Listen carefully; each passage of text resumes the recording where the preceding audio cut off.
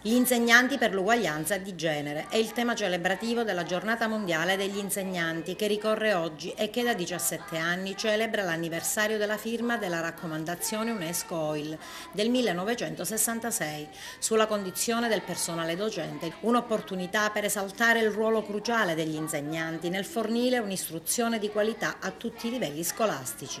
Ed anche Agrigento ha festeggiato la ricorrenza nell'allegra e assolata cornice di Piazza Cavour, in cui gli alunni di diverse scuole della città hanno dato vita ad attività ludiche e musicali. L'iniziativa è stata promossa dall'Associazione Maestri Cattolici, dall'Ufficio Diocesano Insegnanti di Religione Cattolica e dalla Caritas Diocesana. La figura del docente sia fondamentale per la formazione dei bambini, ma per la formazione in generale del territorio.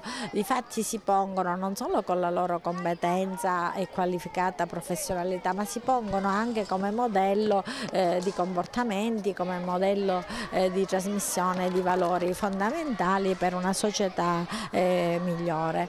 Oggi abbiamo voluto proprio non festeggiare questo giorno nelle scuole, quindi all'interno della scuola, ma all'esterno. Abbiamo scelto Piazza Cavour proprio perché è la piazza dove sono cresciuti varie generazioni di bambini e quindi il luogo proprio dove l'alunno ritrova parte della sua vita anche extrascolastica. All'interno dell'iniziativa che celebra la figura del docente e un contributo anche da parte della Libreria Paolina. Ci preme insomma essere presenti anche per ricordare, come lo abbiamo fatto lo scorso anno, che siamo all'interno del decennio sulla sfida educativa promosso dalla Conferenza Episcopale Italiana e anche per ricordare che quest'anno è l'anno dedicato alla missione promosso e indetto dalla nostra diocesi e quindi direi che la missione dell'insegnante è fondamentale, cruciale e importantissima.